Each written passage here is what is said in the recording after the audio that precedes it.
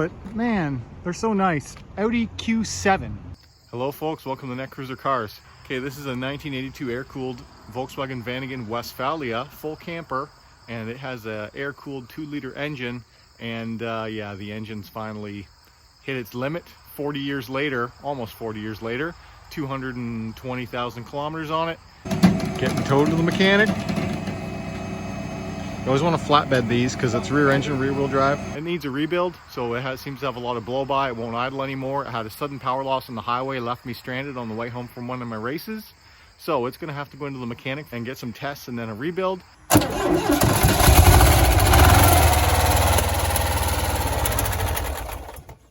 going to be down for a while, and in the meantime I went out and looked to see what else there was on the market that I could use as a temporary camp vehicle.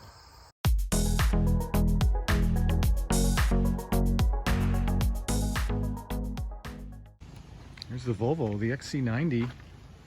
So it's got a lot of, yeah, paint's all worn off. Let's take a look at it.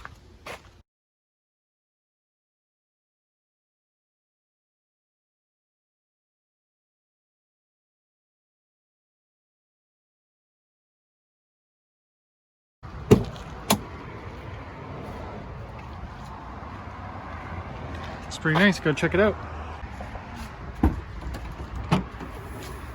Tailgate, hatch, looks pretty big. Got to figure out how to fold these seats down all the way. I haven't figured that out yet. All right, we got the loading floor down. Nice. There's the Yamaha 4.4 liter V8. Everything under here looks pretty clean, actually. Radiator's kind of done though.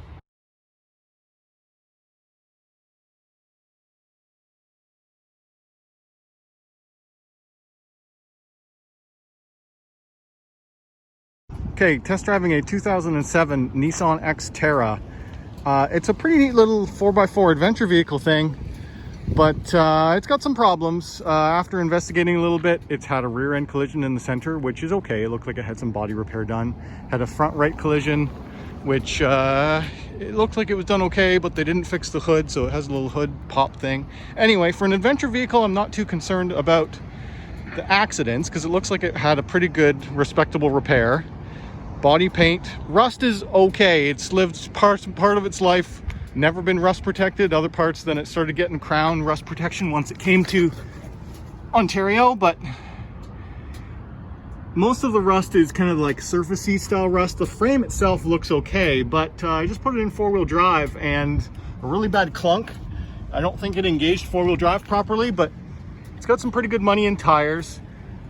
It's got fairly new brakes. He says the rad was done, although it doesn't look like it. The thing that will kill these is they cooled the transmission through the radiator, and then the radiator goes bad. It sends coolant, radiator coolant, into the automatic transmission assembly, and then kills the transmission, which costs like $4,000 to repair. But as for an adventure vehicle, it's not quite as big of a car as I had thought it would be.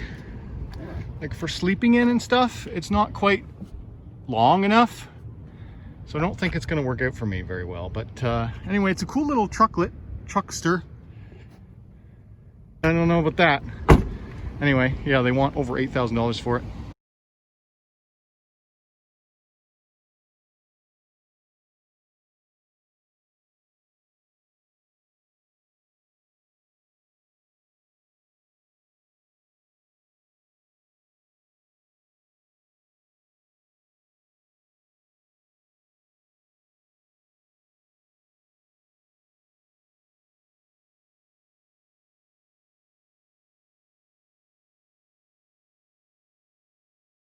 We're just walking around the lots and I found this one. This is a 2002 Toyota Highlander. I just got the keys, we're checking it out.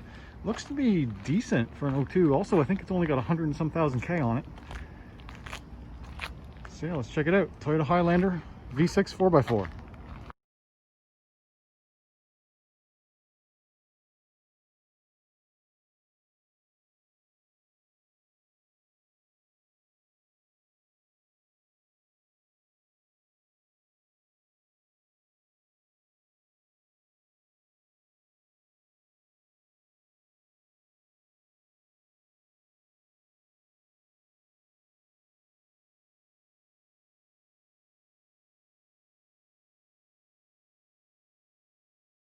Audi Q7. Big enough where I could certainly sleep in it. I think it's a first gen. I'm not entirely sure. If it's second gen chassis, it might be a good idea. Anyway, I'm gonna drive it now. I like this thing. It's really peppy and its turning circle is great. It almost turns, has really sharp steering actually, this Audi Q7. And tons of room in here. It's full of its winters, but it's like a mile back there. It's nice. The Q ship. I don't know, what do you guys think? I'm kind of afraid of maintenance, but it's the Q7. 3.6 VR6 Quattro. I think it's got the normal shocks on it. I don't believe it has air ride, so that's probably a good thing because air ride fails. It didn't have air ride. It seemed to drive nice. Sport mode was super peppy. I like it. I like it a lot, actually. Doesn't have a tow hitch though, and that's ideally I do want to be able to tow things with it too, but yeah, that's pretty cool.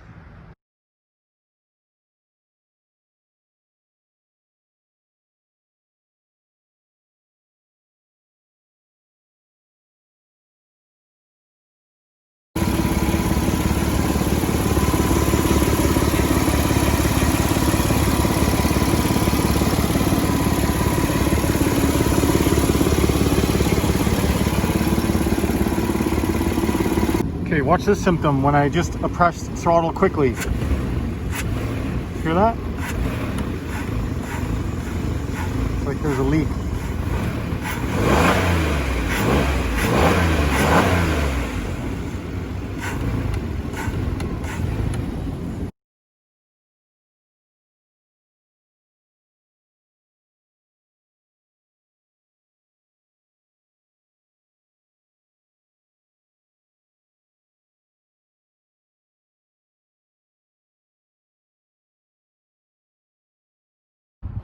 Okay, it's never a good sign when you go to look at a used car if it's been running. So clearly this is warm, they've moved it around, it's leaking oil, this thing's got a few problems immediately. It's an '07, it's being sold for $5,000 asking price as is, but just the fact that they had run it and let it do some stuff for a while, like they're trying to hide a few things, I think. So yeah, this is probably not the one. It's also pretty rough inside. It smells like an ashtray. It's all kind of ripped up and dirty, but it's also a $5,000 as is car. I haven't lied under it yet because it's parked in these weeds, and I don't know, it's probably gonna give me a rash. Anyway, the exhaust is burning into the bumper. Has a tow hitch though, which I like. Anyway.